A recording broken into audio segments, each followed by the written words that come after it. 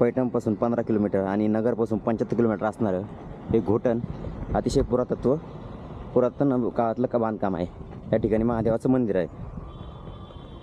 आता आपण जाऊया मंदिराकडं.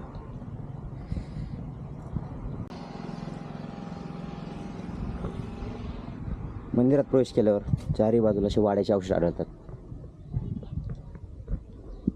जुन्या काळातले पडलेले खांब, जुन्या काळातले केलेले डिझाईन जे आहे ते पूर्ण या ठिकाणी पाहायला भेटतात.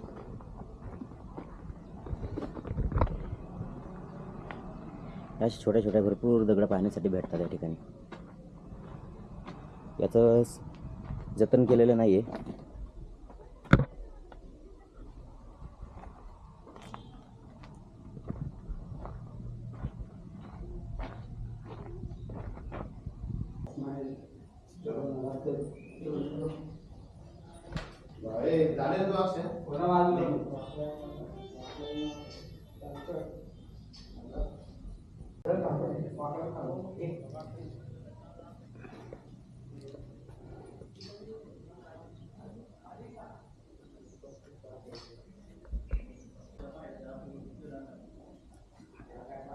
मंदिराच्या प्रत्येक खांबावर वेगवेगळ्या प्रकारचं काम केलेलं आहे. या ठिकाणी सगळे जे खांब आहेत ते वेगवेगळ्या डिझाईनचे आहेत. हे आहे मंदिराचं प्रवेशद्वारासुद्धा बारीक प्रकारचं सगळं काम केलेलं आहे.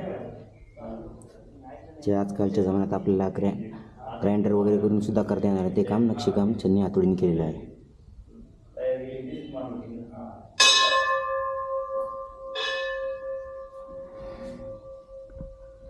जाऊ मंदिरामध्ये.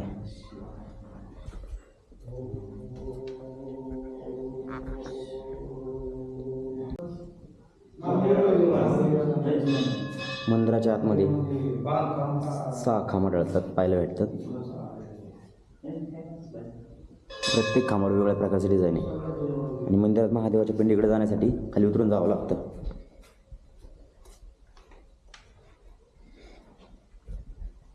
या अशा प्रकारची यादवकालीन पिंड आहे, शिवलिंग आहे. असं म्हणतात हे पूर्ण पावसाळ्यामध्ये पूर्ण भरतं आहे पाण्याने.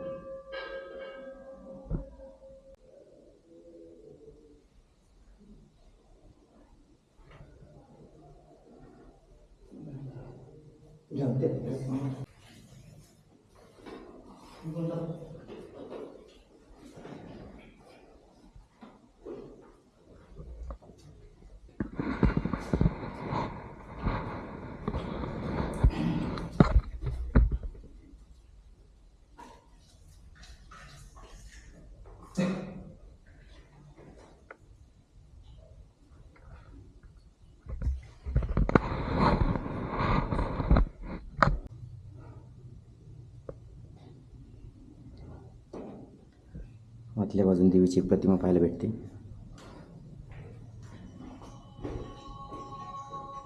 एकदम बारीक असं केलेलं शिवलिंग आता ठेव. मंदिराच्या प्रत्येक पायरीवर काही ना काही बारीक असं नक्षीकाम केलेलं आहे. आपण आदराईला गेलो होतो त्या ठिकाणी सुद्धा अशा प्रकारचे विष्णूचे सेवा करतानाची मूर्ती त्या ठिकाणी आपण पाहिली होती. तीच मूर्ती या ठिकाणी पाहायला सुद्धा भेटते. 20 सेंटीमीटरचा दगड असा जवळजवळ, त्याच्यावर एकदम अतिशय सुबक असं काम केलेलं आहे. आता आपण जाऊ बाहेरच्या बाजूने पाहण्यासाठी.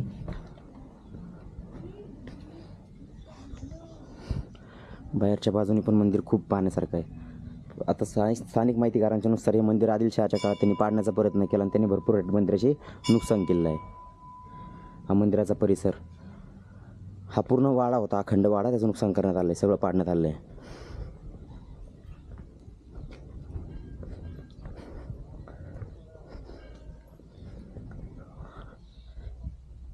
मंदिराच्या बाहेरील भागात 3 दीपमाळ पाहायला भेटतात. 1, 2 आणि 3.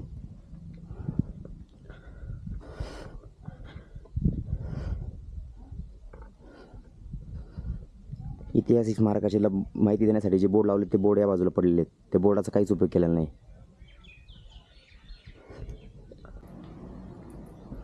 मंदिरामध्ये आल्यानंतर कळलं की ते जे मंदिर आहे ते मल्लिकार्जुनेश्वर मंदिर आहे आणि हे बळेश्वर मंदिर आहे. बळेश्वर मंदिरात सुद्धा देखील असंच बारीक नक्षीकाम केलं आहे.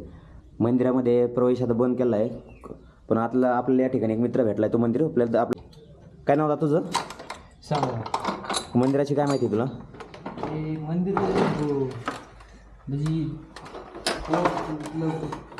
लय दिवसापासून आहे. एक हां समजा 3-4 हजार साल म्हणजे बौद्ध त्याच्या पूर्वीचं आहे. मंदिराचा काय इतिहास काय? मंदिर समजा हे मंदिर म्हणजे लय दिवसाचं मंदिर आहे, मला पण नाही सांगता येणार. पण तरी बी भरपूर म्हणजे समजा मी पूजेला असतो जेवढं आहे. आदिलशहाच्या काळात नक्षी मंदिराचे जे नुकसान करण्यात आलं ते खरं आहे का? इंग्रज मुघलांनी मंदिराचं दोन नासधूस केली असं म्हणतात ते. नाही इतकं नाही, म्हणजे थोडेफार केले असेल पण एवढी नाही केली होती, ती दुरुस्त केली असं. डागडुजी करण्यात आली. आणि ह्याच्या आतमध्ये ह्या मूर्त्या भेटल्या ते कुठे भेटलेल्या आहेत? त्या मंदिराच्या आतमध्ये असलेल्या मूर्त्या ज्या डागडूज करताना म्हणजे मंदिराच्या आतल्या भागात खोदकाम करताना सापडलेल्या मूर्त्या आहेत त्या.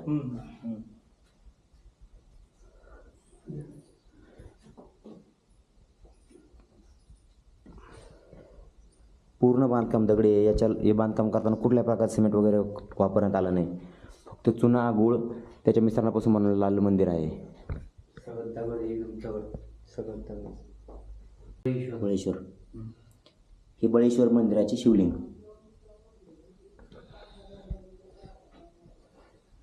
आतमध्ये एकदम थंड असं वातावरण आहे. या आतमध्ये सापडलेल्या डागडुजी करताना सापडलेल्या काही मूर्ती. हा जो नंदी आहे, नंदीत सुद्धा नुकसान करण्यात आलेलं आहे.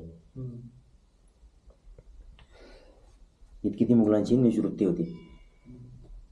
हिंदू मंदिरांच्या आतल्या भागात म्हणजे हिंदू मंदिरांना सुद्धा एवढं टार्गेट करण्यात आलं, जे मूर्त्या होत्या त्यांना सुद्धा एवढं नुकसान करण्यात आलं, तर त्यावेळेस हिंदूंना किती त्रास देण्यात आला असं आपण या गोष्टी विचार करू शकतो. इतकी त्यांची प्रवृत्ती होती. मंदिराच्या ह्या भागात सुद्धा मूर्त्या बसवण्यात आल्या होत्या, पण ह्या मूर्त्या सुद्धा त्या ठिकाणी नाही, ते गायब आहेत.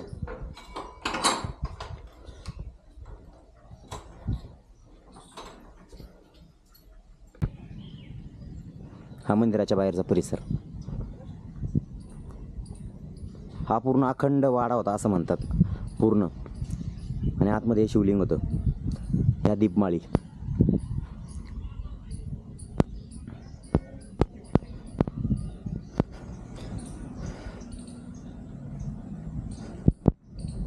पलीकडच्या बाजूने एक विहीर आहे, आपण ती विहीर पाण्यासाठी जाऊ. जे मंदिराचं जे शिवलिंग धुतल्यानंतर जे पाणी जातं ते शिवलिंगाचं जे पाणी त्या विहिरीमध्ये जातं.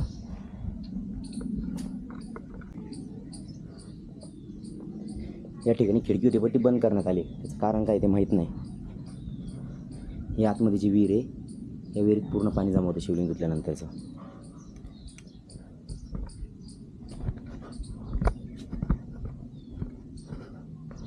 हे मंदिराची नक्षीकाम.